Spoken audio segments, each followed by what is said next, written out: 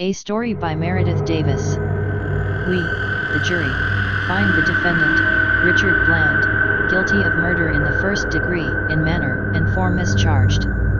Alan Defoe, foreman of the 12 men, listened with impassive face as the judge read away the life of the prisoner in the dock, the man whose death warrant Defoe had signed only a few minutes before. As the judge finished, Defoe glanced warily toward the prisoner. Somehow, he preferred to avoid catching his eye. Bland, a slight, rather uninteresting type of man, stood with bowed head. Defoe now turned his gaze full upon him. Has the prisoner anything to say why judgment should not be pronounced? The judge's voice, coming after the short pause, sent a strange chill into the heart of Alan Defoe, juror. He hoped the prisoner's counsel would make the customary motions for a new trial or for time in which to file an appeal. He did neither. Evidently Bland believed the verdict inescapable, or else he was out of funds. Now the judge arose in his place, donning with nervous gesture the black cap that accompanies the most tragic moment in the performance of a court's duties. The judge seemed ill at ease in the cap. It was the first time he had worn it. The grotesque thought flitted through Defoe's mind that perhaps the judge had borrowed the cap from one of his fellow jurists for the occasion. The almost level rays of the western sun diffused a somber, aureate glow athwart the judge's bench, so that the dark figure of the standing man was in mystic indistinctness beyond the shaft of light from the window. A fly now and then craved the spotlight for a moment and lazily floated from the growing dusk of the room to the avenue of ebbing day, streaming in from the west. And always there was a constant turmoil of dust particles, visible only when they moved into the bright relief of the sun shaft. The handful of spectators stirred restlessly while the judge was making his preparations. The droning noises of approaching summer evening in a rural county seat were smothered by the buzz of ill-hushed voices. Perhaps that was why the judge, in the midst of adjusting his headgear, rapped sharply thrice with his gavel, or it may have been only his excess of nervousness. Defoe thought the judge never would stop fumbling with his cap. And finally the judge lost track of the jury's verdict and had to mess through the scattered papers before him until he found it. He didn't really require it to pronounce sentence of death upon the man in the dock. Hunting it, though, delayed the inevitable a few seconds, and Defoe wondered, since he himself was near to screaming out with impatience, how the prisoner could stand it without going suddenly mad. "For God's sake, read the death sentence," exclaimed Defoe under his breath, but loud enough to arouse a nod of approval from the two jurors nearest him. A moment later the judge found his voice. "The prisoner will face the court." Slowly, deliberately, the prisoner stepped forward in the dock, leaning slightly against the railing and letting one hand rest upon it. He looked squarely at the judge now, although he barely could distinguish his features in the dimness. Again the judge spoke, and this time his voice was hurried and strained. "The sentence of the court is that the prisoner be taken, between the hours of 7 a.m. and 6 p.m. on Tuesday, in the week beginning October 22nd next, from the place of confinement to the place of execution, and there be hanged by the neck until he is dead, dead, dead. And may God, in his infinite wisdom, have mercy on your soul." The judge sank back heavily into the safety of his chair. His hand swept up to brush his forehead, and with the same motion it whisked off the detestable little black cap. The prisoner remained staring at the judge as one who is puzzled at a strange sight. Perhaps he would have stood there untold minutes if a woman's hysterical laugh, half choked by a sudden upraised hand, had not broken the tension of the entire room. A bailiff tiptoed to the woman, and, as if revived to duty by the same cause, a prison guard strode forward to lead the condemned man away. Defoe could have reached out and touched Bland as he passed the jury on his way to the cell across the street. But Defoe had no desire even to look at Bland. Indeed, he did not, until Bland's back was passing out of sight through the door on the other side of the jury box. Mechanically, then, Defoe filed out with the other jurors as the judge announced adjournment. And the black cap lay forgotten on the rim of the judge's wastebasket, where the janitor found it that evening and crossed himself fervently as he timidly salvaged it from ignoble oblivion. 2. Defoe awoke with a shudder. There was a moment or two, as is always the case when one arouses from heavy, dream-burdened slumber, during which Defoe could not tell where his dream ended and realities began. He blinked experimentally into the smoldering fire in the open grate before him. Yes, he was conscious. For further verification of this he drew forth his watch and noted the hour. The glow from the fire was scarcely sufficient for reading the dial, and Defoe leaned forward the better to see. He was still too drowsy even to reach around and turn on the electric lamp on the table behind him. Still, he was not certain whether he was yet dreaming, until... "Don't budge, Defoe. I've got you covered." The voice was close to his left ear. Its commanding assertivity quelled Defoe's impulse to spring to his feet, and as he gripped the arms of the chair tensely he managed to challenge his unseen intruder. "Who are you? What do you want here?" The voice moved a little upward and back before it answered. "You've just had a nasty dream, Defoe." "Perhaps I..." "How do you know I did?" interrupted Defoe. "You did, though, didn't you?" the voice insisted. "Yes, but how did you know?" repeated Defoe. "Never mind how," said the voice. "I'll wager you've had the same dream pretty often in the last dozen years, too.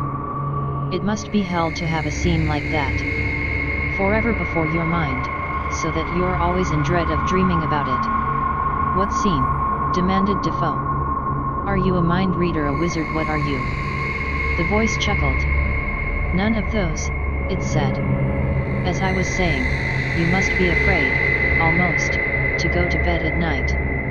"I would be, if I thought I might dream of sending an innocent man to the gallows." "Stop!" Defoe fairly shouted. "Damn it all, come around here where I can see you," and he made an instinctive move to turn about and confront his tormentor. The firm pressure of an automatic barrel against his temple halted him. "Don't make the mistake of turning around," again warned the voice incisively. Then, in a lighter tone, it went on. "If I were in your place, Mr. Defoe, do you know what I'd do?" A pause. Defoe mumbled a faint no. "Well, I either would confess my whole knowledge of the affair or I'd commit suicide." Defoe started. It was uncanny, eerie, the way this mysterious voice put into words the one gnawing thought that had plagued him the last dozen years of his life. "Of course, you probably have contemplated those alternatives very often," the voice continued. "But have you ever considered doing both? That is, did you ever think that you might confess first, thereby clearing an innocent man's name of murder, and then cheat the law yourself by committing suicide? For God's sake, stop that infernal suicide talk!" Defoe snapped. "In the first place, I don't know what affair or what innocent man you're talking about." The voice chuckled again. Defoe was beginning to hate that chuckle more than the feel of the automatic against his head. If the voice kept on chuckling, it might drive him to desperation to grapple with his armed inquisitor, even though he would court certain death in doing it. "Why, there's no need to explain the obvious," the voice replied, its chuckle rippling through the words. "Your dream ought to tell you that. Speaking of your dream again, Mr. Defoe, reminds me of a question I often wished to ask you. Did you see Bland at all after his conviction?" No, of course. Defoe's guard had been down. He was fairly tricked, so he tried to run to cover again. Who is this Bland you're talking about?" Come, Mr. Defoe," said the voice. "Think over your dream a moment. Surely you remember the man in the prisoner's dock, the man who took his sentence with head up, facing the judge like a Spartan. Surely you remember Richard Bland. But did you happen to see him again after that day?" "No," Defoe said. "Why should I have seen him after my connection with his case ended?" "But didn't you even write him a note expressing your regret at having had to perform the duty of..." "Certainly not," interrupted Defoe. "Who ever heard of a foreman of a jury doing such a thing? Besides, he deserved his punishment." The voice was silent a moment or two before it replied. "We'll discuss the merits of the case later. And you didn't even go to see him hanged." "What manner of man do you think I am?" exclaimed Defoe. "Of course I didn't. I wasn't even in Chicago where he was hanged." "No," said the voice. Where were you? A few weeks after the trial I had to go to Europe on a long business trip. I was gone a year or so. When I returned to this country I made my home here in New York City. So you never even read in the newspapers about Bland, the voice persisted. I don't suppose the European papers would bother with a piece of American news like that, though. No, I never read anything about the case after I left this country, said Defoe. That's odd. I'd have thought you would have followed the case through to the end, the voice said, half musingly. But still, if you had, perhaps you would not be here tonight. Why not? What difference would it have made? I don't know. That's merely my surmise, said the voice. A faint footstep padded through the hall outside the living room. Is that you, Manuel? Defoe asked, wondering what would happen when his Cuban valet encountered the intruder behind the chair. The footstep halted. "Si, senor," answered the manservant, at a respectful distance from his master's chair. "I come to see why you sit up so late, senor." Defoe laughed mirthlessly.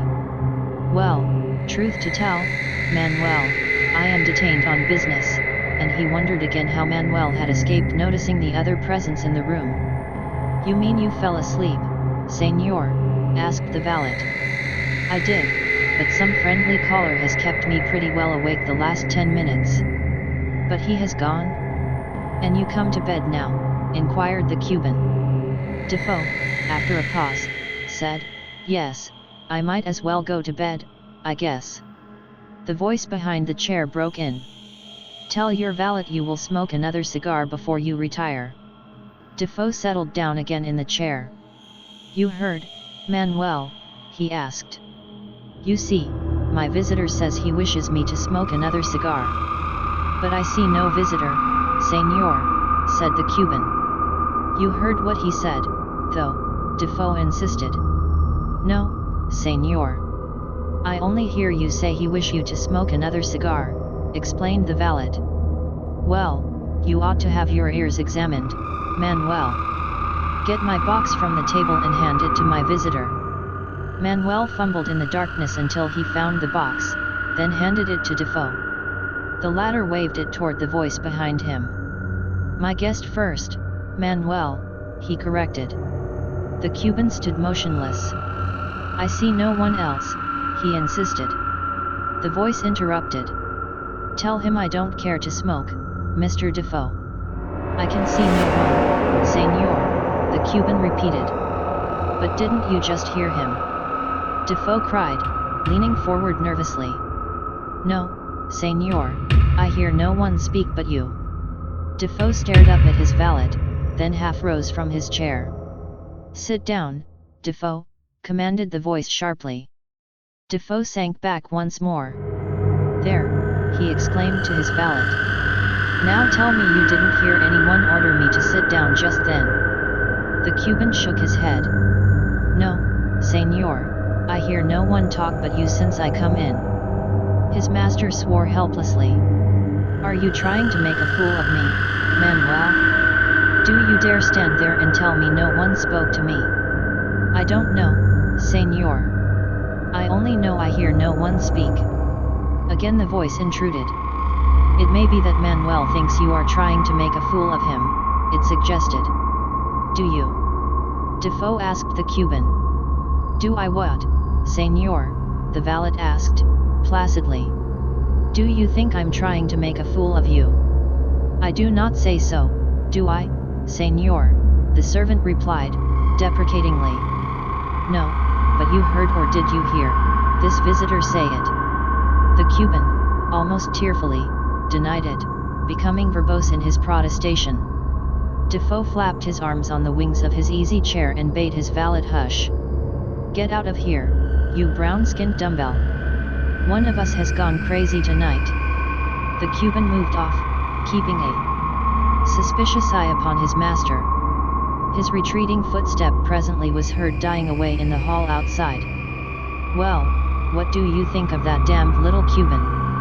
Defoe asked the voice. "I wonder what made him lie so brazenly." There was no response. Defoe repeated his second question. Still silence answered him. "Have you gone, my friend?" Defoe asked, turning partway in his chair to test the other's watchfulness.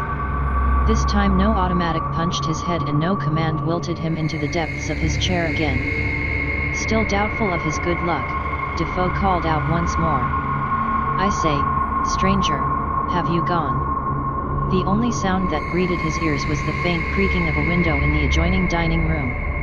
Defoe rose and darted to the connecting door, snapping on the electric light at the entrance to the dining room. The room was vacant of any soul but himself. All he could see was the slight movement of the lace curtain at the dining room window, and when he examined the window he found it latched. 3.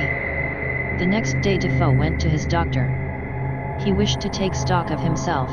Perhaps he had been applying himself too closely to his business. "You are badly run down, Alan," the physician said, almost before he had sat down with his patient. "You look mentally distressed." "I am," admitted Defoe. "Working too hard, I guess." The doctor eyed him keenly. "Anything else troubling you?" he asked. Defoe insisted there really was nothing at all beside his work that was affecting him. So the doctor gave the usual diagnosis: too much nerve tension, not enough sleep, not the proper kinds of food. He ended by advising more rest and quiet. "And avoid excitement, too," he warned. "That old heart palpitation might crop up again, you know." It was all very well for the doctor to advise more rest and more sleep, but how was a man to sleep beneath a Damocles sword of mystery, of weird forebodings? It was 3 weeks before Defoe felt that he was succeeding in obeying the doctor's instructions, partly, at least. Then, it happened late one night.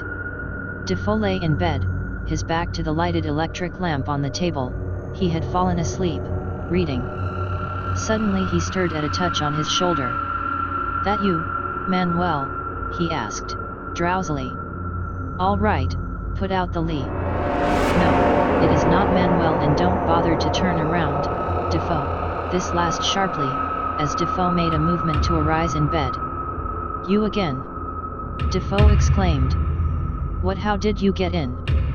"That's my problem, not yours," said the voice.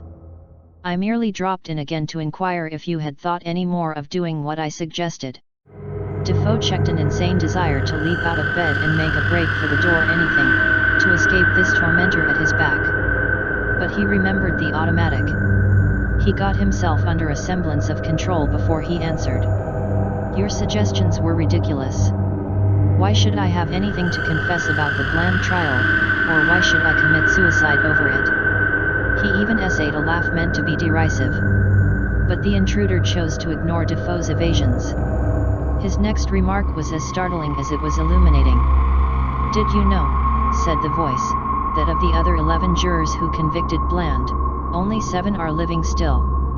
"No, I haven't kept track of the other 11 men," replied Defoe, annoyed subconsciously by the detachment that the voice gave to the word still.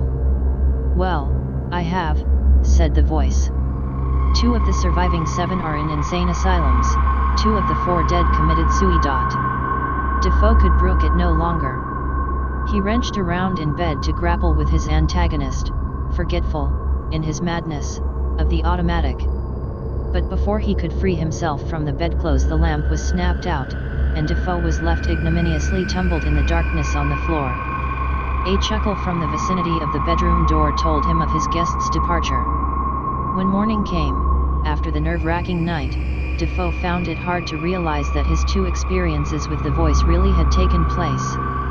Nonetheless, he knew they were preying on his vitality, on his brain functions. Repeatedly the thought came to him that it was all a dream, like his recollection of the murder trial out of which he had awakened the night of the voice's first visit. But always against the theory of the dream he placed his remembrance of the feel of the automatic revolver, and, 2. The fact that he had talked with Manuel and with the voice at the same time argued against the dream explanation. Left, then, was conscience, that is, if the visits of the voice were simply hallucinations of a distracted mind. But why should conscience wait for 12 years to haunt and harass him? The more he pondered it all, the greater became the dread of another visit from the voice. The greater grew his fear, too, of losing his reason, as he sought to analyze the situation from every conceivable standpoint. With every new bit of theorizing, Defoe felt himself giving way more and more to melancholia, such as he knew is frequently but the prelude to insanity. Was it possible, he wondered, for a man's conscience to drive him to imbecility? Defoe finally accepted the inevitable. "Manuel," he ordered, the second morning after the bedroom encounter with the voice, "pack my things. We're going away." "Away, Señor? Where?" Defoe's brain groped vainly for an instant, then seized upon the only chance. "The sea voyage. My nerves." Manuel busied himself among Defoe's clothes. "Do you need many things, Señor? Do you go far away, Europe, perhaps?" No. Just down the coast, Old Point Comfort, I guess." "Yes, that's it. A week or so of rest. Just my steamer trunk and a suitcase will do." The day of the trip down the coast was as perfect as he could have wanted for his own satisfaction. All during the forenoon the Old Dominion steamer skirted the Jersey shoreline, and Defoe sat out on deck basking in the sun and already feeling better for the salt-laden air that he breathed in deeply. In the afternoon he napped most of the time, and when nightfall chilled the deck promenaders he descended with the rest to the dining saloon. It was while sitting in the smoking saloon, after dinner, that Defoe first had the impression that he was being watched. A poker game was going on, lackadaisically, in one corner of the saloon. Scattered in chairs and cushioned seats along the windows were perhaps a dozen or 15 men. But, for the life of him, Defoe could not pick out anyone in the room who might be watching him. Now he gave his fleeting impression indulgence long enough to look about him. Finishing a cigar, Defoe decided on a deck stroll before retiring. It was too cold and damp, with the fog beginning to gather, to permit of sitting on deck, so he paced to and fro briskly up near the foredeck beneath the pilot's tower. The nervousness of the few moments in the smoking saloon, when he imagined himself being watched, transmuted itself into a shiver as the foggy dampness penetrated to his marrow. He lit a fresh cigar and puffed at it jerkily as if to generate bodily warmth. Presently the shiver developed into a veritable shudder such as precedes chills or certain forms of ague. Defoe, thoroughly miserable and alarmed now at the fear of sickness on board ship, chafed his cheeks with his hands and, on his way to the entrance to the stateroom, he flailed his arms about himself to stem the onrush of the chill. Once inside the passageway of the staterooms, however, he felt warmer, and by the time he reached his stateroom door the chill had subsided almost completely. He was still uncomfortably cold, though, as he opened the door. With one hand he unbuttoned his overcoat and with the other he reached gropingly for the electric light button on the wall. He fumbled around for it a few seconds, then swore softly in vexation because he had not noticed by daylight just where it was located. Groping with both hands, now, he stumbled around the none too commodious room, feeling for the push button on the wall. He paused once and took inventory of his pockets and cursed his luck for lack of another match. Then he went to hunting in the dark again until his hand came full against a living body. 4. The body stirred, eluding Defoe's contact. Defoe fell to quaking once more, but it was not the trembling of the chill this time. He opened his mouth to challenge the intruder, and all he could do was swallow and gag at the words that stuck in his throat. A pressure against the pit of his stomach, a firm shove of hand upon his shoulder, and Defoe found himself stepping backward until it seemed he must have walked the length of the ship. But of course he hadn't even left the stateroom, and suddenly he was tumbled onto the edge of the berth, the pressure against his abdomen increasing. A vague nausea gripped him. He clutched at his abdomen and his fingers wrapped themselves around the barrel of an automatic pistol. The pressure against his body became unbearable, piercing. Defoe crumpled back into the berth and the convulsive effort restored his speech. "What the hell are you doing?" he exploded. "Get out of here. What are you trying to do, stab me with a pistol?" The incongruity of his question aroused a titter of amusement from the invisible presence. "No, I only wished to make sure you weren't trying to get away." That voice again, "Here. Defoe cringed in a sort of abject fear. What are you? Who are you? Defoe struggled to keep his voice steady, struggled, indeed, to keep his reason from flying out of balance and shattering into 1,000 pieces of driveling idiocy. Call me anything you care to, replied the voice in the dark. I don't believe you are anything at all. I think you are all a dream, a nightmare, a damnable hallucination that I can't get rid of. To hell with you. I'm going to go down to the smoking room and smoke you out of my mind. I'm going to stay in the light from now on, day and night, until I get over this morbid dreaming. Defoe really thought he meant it all, until the pressure against his stomach made him doubt his courage and defiance. Perhaps it was the nausea, maybe seasickness, he never had thought of that, that was griping at his vitals like the insistent pressure of a steel-barreled weapon. Sit down, Mr. Defoe, commanded the voice. I've got something to say to you. To hell with you. Defoe repeated, almost hysterically now. His hands clutched at the pressure again, and once more the pistol barrel sent him squirming back into the recesses of the berth. I want to talk to you some more about the Bland case, went on the voice, unperturbed by the other's outburst. When are you going to confess? Confess?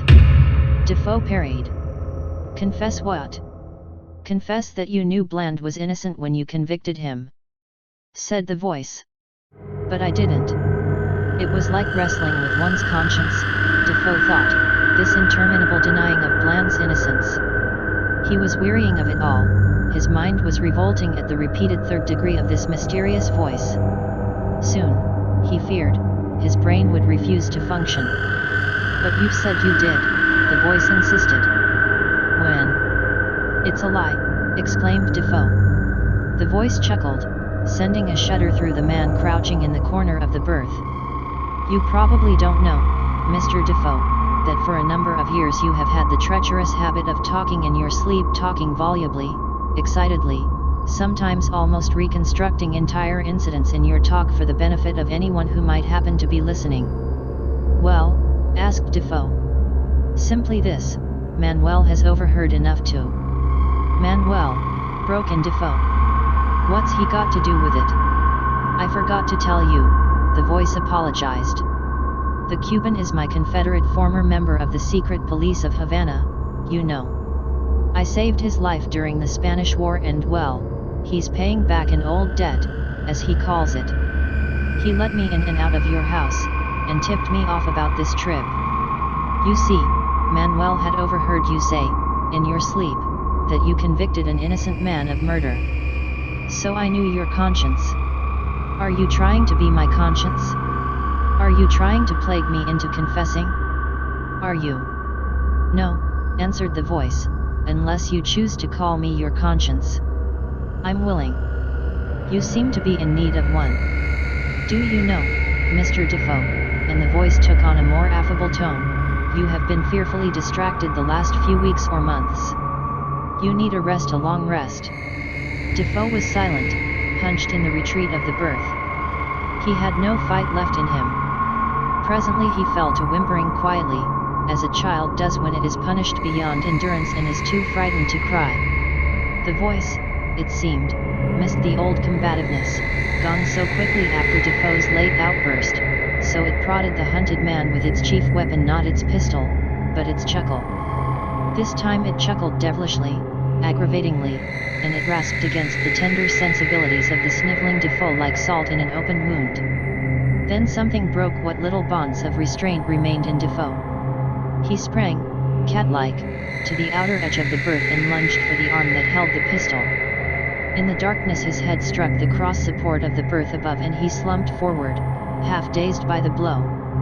Again the chuckle sounded in his ears, now ringing with the stunning impact, and again Defoe lurched forward, only to fall dizzily to the floor. He clambered clumsily to his feet, gripping the berth for a momentary prop. Soon his head began to clear. He was assembling out of the maze of ache and buzzing in his ears and brain some sort of coherent idea of where he was and what had been happening. Now I know what it all means, he burst forth presently. You sneaking, cackling little conscience, get out of here. I'm going to cheat you if I have to become a drunkard or a dope fiend the rest of my life. I'm not going to let a conscience, or a voice or a chuckle, drive me to insanity or to confessing or to suicide. Defoe was steady enough now, supporting himself against the upper berth. His voice grew more strident. No, I'm not going to let my conscience get the best of me. You thought you could keep after me endlessly, but I'll get rid of you. I'm never going to be bothered with you or your voice again. Never. Now get out of here. Get out of here, I say. The chuckle, a croaking, sepulchral chuckle that was now answered him out of the darkness. You might tell me, before I go, if you know who really did kill the man Bland was convicted of murdering, said the voice. I'm curious enough to wish to know his name. And the voice chuckled once more. Damn that cackle. I'll tell you, if you choke off that infernal cackling. I'll tell you, yes. I can tell you, because I did it. I committed that murder, you understand? I did it.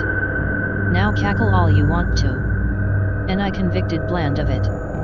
Cackle, you damned little shriveled conscience. Ho, ho, ho ho ho. I think it's my turn to cackle now.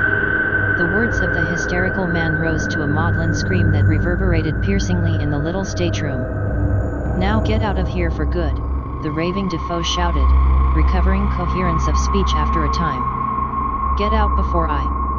A blinding glare of light came as Defoe reached for the door. The intruder had found the push button. Defoe stared, then toppled to the floor. Bland. Bland. You. It's you. And before the stranger that was Bland passed from the room, he felt again of the heart of the craven hulk at his feet. The doctor had been right, the tumult in the breast of the 12th juror had been too much. If only Defoe had known that the governor had pardoned Bland, his secret might have been safe forever. Walter Scott's story offers a new conclusion to Edgar Allan Poe's Cask of Amontillado.